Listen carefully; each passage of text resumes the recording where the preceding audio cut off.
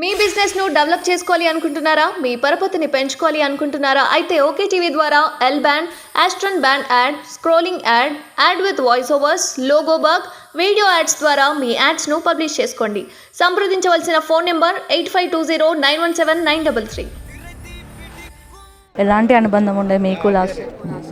నా పేరు రాంబాబు యాదవ్. నేను బీఆర్ఎస్ పార్టీ కార్మిక విభాగానికి అధ్యక్షుడిని. నేను ముషీరాబాద్ నివాసిని.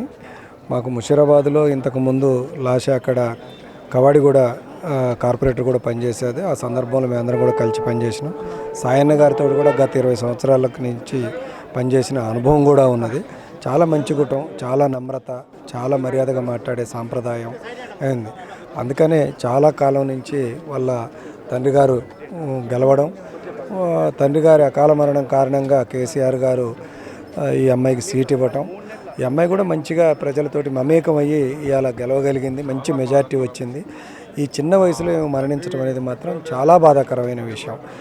ఒక మంచి అమ్మాయి, భవిష్యత్తు ఉన్న అమ్మాయి, ప్రజలకు ఉపయోగపడే అమ్మాయి అకాల మరణం మాత్రం చాలా బాధించింది, చాలా బాధాకరమైనది. ఓన్ సిస్టర్ లాగా చూస్తుండక. నేను ఆదర్శ్ నగర్ బొలారంలో ఉంటాను.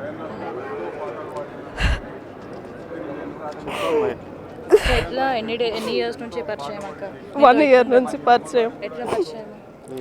ఎలక్షన్స్ ఉన్నది కాబట్టి డాడీ ఒకసారి కల్పించారనమాట. అంకుల్ ఉన్నప్పటి నుంచి మాట్లాడేదాన్ని. అయితే చాలా క్లోజ్ నాకు అంకుల్ కూడా. పెద్ద నాన్న అని పిలిచేదాన్ని. అక్క వాళ్ళు కూడా మా నాన్నని బాబాయ్ అని పిలిచేవారు.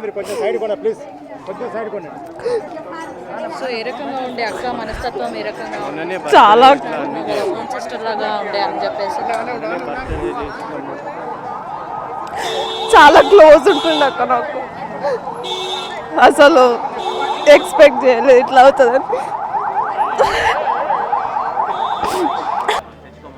చెప్పండి మేడం, మీ ముఖం చూస్తే చాలా బాధ అనిపిస్తుంది, చాలా అనుబంధం ఉందనిపిస్తుంది మీకు. ఏ రకంగా ఉండే? అసలు సాయన్న అంటే చిన్నవాళ్ళు కానీ పెద్దవాళ్ళు కానీ సాయన్న, గద్దారన్న అంటే చిన్నపిల్లలు దగ్గర నుండి ముసలి వాళ్ళ దాకా కూడా గద్దారన్న. లాస్య అక్క, నాకు కూడా లాస్య అక్కనే. అంటే ఆ పిలుపులో ఉన్నటువంటి ఆప్యాయత అది మర్చిపోలేంది.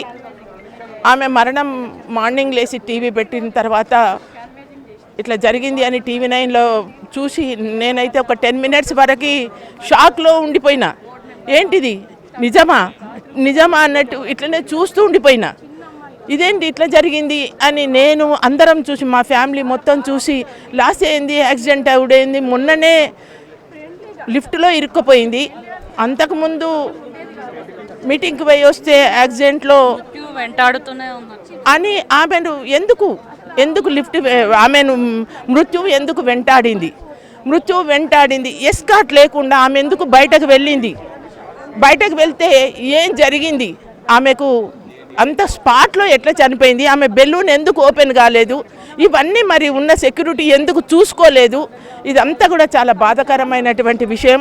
ఏది ఏమైనప్పటికీ కూడా ఈ 3 నాయకులు చనిపోవడం అనేది దళిత జాతికి చాలా బాధాకరమైనటువంటి విషయం. ఇది పూడ్చుకోవడానికి మా జాతి ఎన్ని రోజులు పడుతుందో ఈ బాధను. గద్దారన్న చనిపోయి కూడా రీసెంట్గా మొన్ననే చనిపోయిండు, తను కూడా ఒక 5-6 నెలలైంది. ఇప్పుడు లాస్య చనిపోవడం, సాయన్న చనిపోవడమే ఒక బాధ, గద్దారన్న చనిపోవడం రెండో బాధ, ఇప్పుడు లాస్య చనిపోవడం అనేది ఇది దెబ్బ మీద దెబ్బ పడ్డట్టును, జాతి మీకి దెబ్బ మీద దెబ్బ పడ్డట్టుగా అవుతుంది.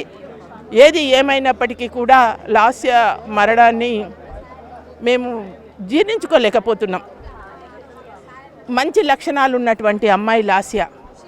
ఆమె ఎంత రూపవతో అంత మాట తీరు కూడా అంత అంత ఆనందకరంగా, ఆమె ముఖం మీద చిరునవ్వు, ఎవరిని పలకరించినా చిరునవ్వు. 2-3 సార్లు నేను వెన్నెలక్కతో క్యాన్వేషింగ్కి వెళ్ళినప్పుడు ఒకసారి కనిపించింది. ఆ తర్వాత మేము ఇండివిజువల్గా తిరిగినప్పుడు, ఒక 5గురం కలిసి తిరిగినప్పుడు అక్క మేము కండువాలు లేకుండా చేశాము, నేను కాంగ్రెస్ పార్టీలో ఉన్నాను కనుక కండువా లేకుండా ప్రజలు ఏమనుకుంటున్నారు చూద్దామని పోతే అందరు కూడా మాకు గద్దారన్న తక్కువ తెలుసు, సాయన్న సేవలు ఎక్కువ తెలుసు అని కంటోన్మెంట్లో ఉన్న ప్రజలు అనడం మేము మనసులో, అంటే మాకు గద్దారన్న కానీ సాయన్న కానీ ఇద్దరు కూడా మాకు సమానమే, 2 కళ్ళు. అట్లాగే వెన్నెలక్క కానీ లాస్టే కానీ ఇద్దరు కూడా మాకు రెండు కళ్ళు అయినప్పటికీ కూడా పార్టీ మీద ఉండే గౌరవంతో మేము తిరగక తప్పలేదు. అప్పుడు అన్నది ఆ అమ్మాయి, అక్క నా కోసం క్యాన్వాసింగ్ చేయండి మీరు ఎవరైనా సరే అని అంటే, అమ్మ తప్పకుండా మనం ఒకరి కోసం ఒకరం చేసుకుందాము అని చెప్పడం జరిగింది.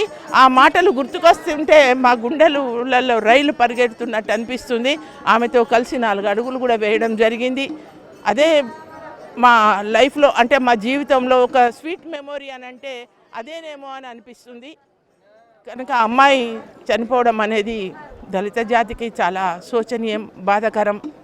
ఆ భగవంతుడు మాకెందుకు ఇంతటి శిక్షణ ఇచ్చిండో ఏం అర్థం కావట్లేదు. ఏది ఏమైనప్పటికీ కూడా లాస్యా, నీ ఆత్మలో నీ మనసులో నువ్వు బ్రతికి ప్రజలకు ఏ సేవ చేయాలనుకున్నావో అవి తీరని కోరికలుగా మిగిలిపోయినాయమ్మా. ఏది ఏమైనా నీ ఆత్మకు శాంతి కలగాలని ఆ భగవంతుడిని నేను కోరుకుంటున్నా. చెప్పండి, చాలాసేపటి నుంచి ఏడుస్తున్నారు. ఎలాంటి అనుబంధం ఉండే? లాస్ట్ టైం మీతో ఏ రకంగా ఉంది? చాలా ఫ్రెండ్లీగా అంటే చిన్నపిల్ల మనస్తత్వం తనది చాలా మంచిది. ఎంత అంటే మేము ఎమ్మెల్యే ఎలక్షన్స్కి మేము వార్డ్ 1లో మేము మహిళా అధ్యక్షులము, నేను మహిళా ప్రెసిడెంట్. మా అన్న జక్కల మహేశ్వరరెడ్డి అన్న మాతో పాటు లేడీ కాబట్టి మాతో పాటు అన్న ఆమెను తిప్పేవాడు. క్యాన్వాసింగ్లో ఎంత ఫ్రెండ్లీగా అసలుకి కొంచెం కూడా జరిపేది కాదు మమ్మల్ని ఇట్లా అనేసి, రండి కూర్చొని ఇంత ఫ్రెండ్లీగా ఉండేదంటే. ఈరోజు మార్నింగ్ లేచేసరికి ఆమె లేదు అంటే మేము అసలు తట్టుకోలేకపోయినాం. అసలు ఆమెకి అసలు ఎందుకు ఇలా జరిగింది, అసలు ఏమవుతుంది అసలు ఎక్స్పెక్ట్ చేయలేదండి. మేము చాలా బాధపడుతున్నాం. చిన్నపిల్ల మనస్తత్వం చాలా మంచిది. అసలు అది ఇప్పుడు కూడా మేము అసలు లేదు అన్న లోటు మేము తీసుకోలేకపోతున్నాము. అసలు ఏం మాట్లాడాలో కూడా మాకు అర్థం కావట్లేదు. పొద్దున్న నుంచి అసలు ఎప్పుడు ఇలా ఎందుకు జరిగింది, టీవీ ఛానళ్ళ ముందే టీవీ దగ్గర కూర్చొని ఉన్నాము. చాలా బాధగా ఉందండి. మేము ఎంత గెలిపించుకున్నామో ఆమెని అంత పొడగొట్టుకున్నామండి. ఈ రోజు అలా ఆమె లేదు, వాళ్ళ డాడీ లేడు. ఒకటే సంవత్సరంలో తల్లి కూతురు ఇద్దరు పోయారంటే అది దురదృష్టకరం అండి. అంతకు మించి ఇంకా చెప్పాల్సింది లేదు. మీరు చెప్పండి. చాలా ఫ్రెండ్లీగా ఉండేదండి తను.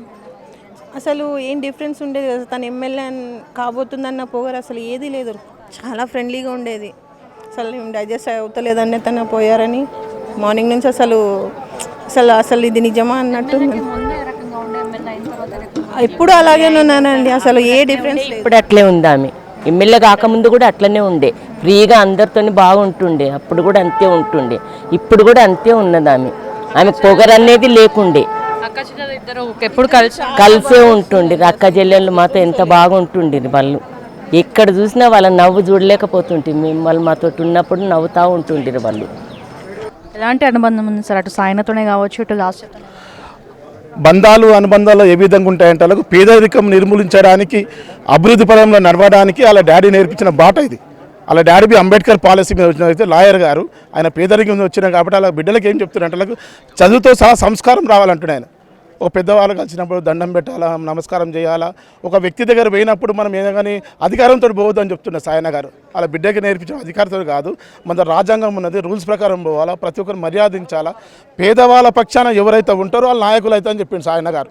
అనేక మంది వచ్చారు ఆయన మీద, మంత్రులు వచ్చి యుద్ధం చేసినా కానీ సాయన ముందర జీరో అయిపోయారు.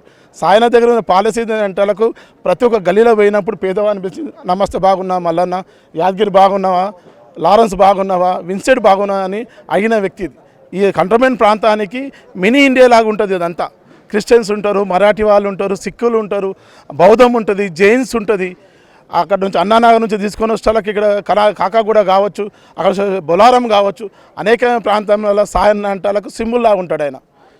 ప్రతి ఒక్క ఇంటికాడ పోయి అటకాంచి ఆయన ఏదైతే ఉన్నప్పుడు ఏదో డెవలప్మెంట్ వచ్చినప్పుడు ఇప్పుడు మాకున్నంత సమాచారం అయితే అనేక మంది నిన్న మొన్న వచ్చిన ఎమ్మెల్యే దగ్గర 1000 కోట్లు ఉన్నాయి కానీ లక్షలాది మంది గుండెల్లో సాయన్న ఉన్నాడు. ఆయన దగ్గర ఆస్తి ఏం లేదు, ఎన్నిసార్లు గెలిచినా కానీ అంటుడు. అన్నా ఏమన్నా సింపుల్గా ఉన్న గంటలకు నేను పేరు గురించి వచ్చినా, నేను సేవ చేయడానికి వచ్చినా, నాకు ప్రజలు నాకు అవకాశం ఇచ్చారు, నన్ను సంపాదించుకునే అవకాశం లేదు అన్న, నాకు ఓటేసి నేను పని చేయడానికి వస్తున్నా అని చెప్పిన వ్యక్తి ఆయన. క్వాలిటీస్ అయితే రాసినందుకు 100% ఉన్నాయి. ఒక తండ్రితోటి బిడ్డకి ఎట్లా వస్తాయో ఆ బిడ్డ వచ్చింది కాబట్టి రాజకీయాలకు వచ్చింది.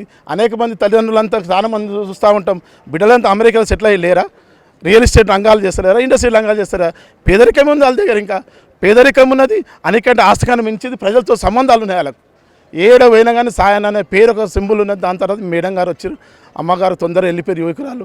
ఈమెతోటి ఉదాహరణ ఏంటంటే యువతకి మేము ఉదాహరణ, చదువుకున్నా కానీ మనం ప్రజల దగ్గరికి పోవాలా, ప్రజలకు సేవ చేస్తేనే అంతిమ నిజయమని ఆయన చెప్పినట్టు.